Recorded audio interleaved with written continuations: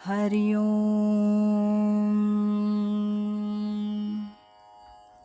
पूजनीय स्वामीभक्त डॉक्टर सुषमाताई वाटवे यांनी लिहिलेल्या स्पर्श परिसाचा या ग्रंथमालिकेतील पहिल्या भागाचं वाचन आपण ऐकत आहोत. आज ऐकूया यातील प्रकरण 3, सद्गुरू माझा माय बाप, याचा भाग पहिला. सद्गुरू माझा माय बाप, हरी संसाराचा ताप, सांगे नामाची महती, पूर्ण बोधे आत्मस्थिती. परमहंस सद्गुरू स्वामी स्वरूपानंद पावस हे स्वामी माधवनाथ पुणे यांचे सद्गुरू. साहजिकच माधवनाथ आपल्या प्रवचनात सत्संगात स्वरूपानंदांच्या काही आठवणी सांगत.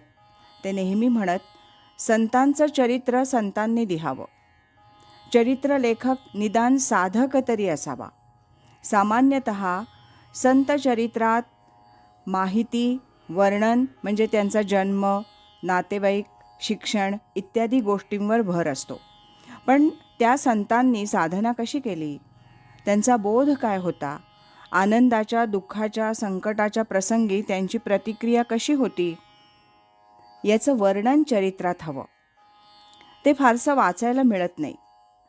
संतांचं चरित्र हे त्यांनी स्वतः लिहिलेल्या वाङ्मयातूनच प्राधान्यानं प्रकट होतं.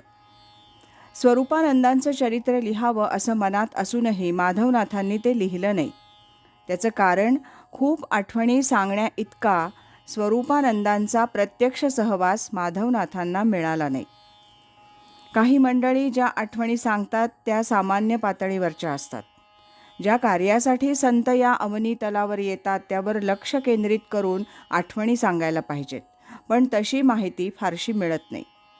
स्वामी स्वरूपानंद आणि स्वामी माधवनाथ यांच्या भेटीचं वर्णन, स्वामी स्वरूपानंदांकडून मिळालेलं मार्गदर्शन, स्वामी स्वरूपानंदांच्या जयंती पुण्यतिथीच्या दिवशी स्वामी माधवनाथांनी त्यांचं महात्म्य जे वर्णन केलं त्यातला काही भाग, स्वामी स्वरूपानंदांची पत्र, माधवनाथांचं पत्र असं या प्रकरणात घेतलं आहे. परमहंस सद्गुरू स्वामी स्वरूपानंद. परमहंस सद्गुरू स्वामी स्वरूपानंदांचं जीवन हिमालयासारखं उत्तुंग, आकाशासारखं व्यापक, सागरासारखं गंभीर, गंगाजळाप्रमाणे पवित्र आणि निर्मल होतं.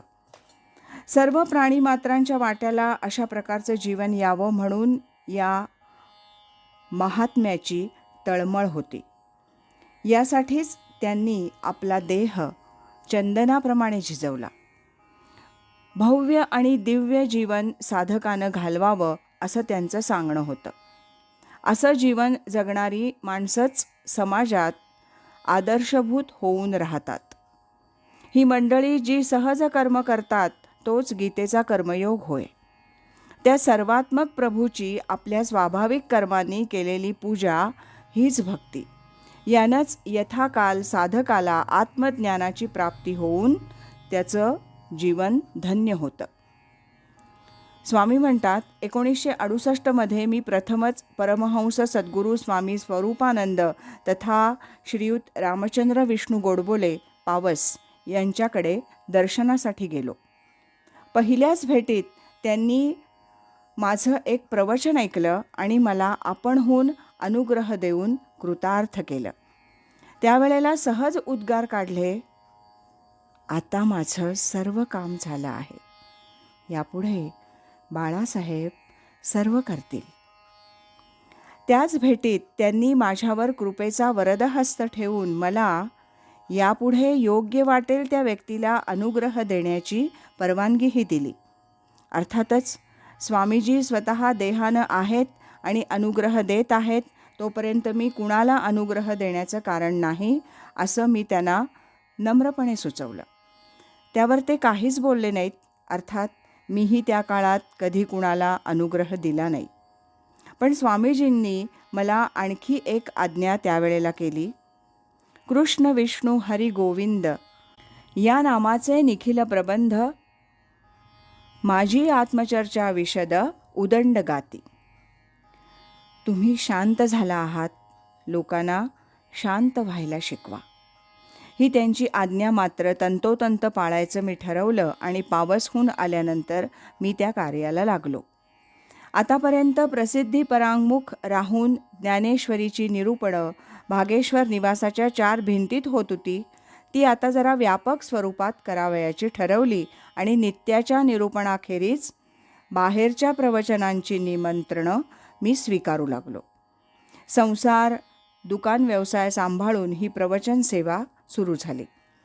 सद्गुरू कृपेचा वरदहस्त माथ्यावर असल्यानं प्रवचनांची रंगत वाढू लागली. श्रोत्यांच्या संख्येत भर पडू लागली. आता निरूपणाला अनुभूतीची जोड मिळाली होती. तरुण वर्गाला परमार्थाकडे आकर्षित करण्याची प्रबोधन शक्ती त्या निरूपणात आली होती. परिणामी तरुण साधक वर्ग माझ्या भोवती गोळा होऊ लागला. आज इथेच थांबूया. यानंतर या 3ऱ्या प्रकरणातला दुसरा भाग आपण उद्या ऐकूया. सद्गुरु असती अंतरात सत्शिष्याते जागवीत. हरि ओम तत्सत.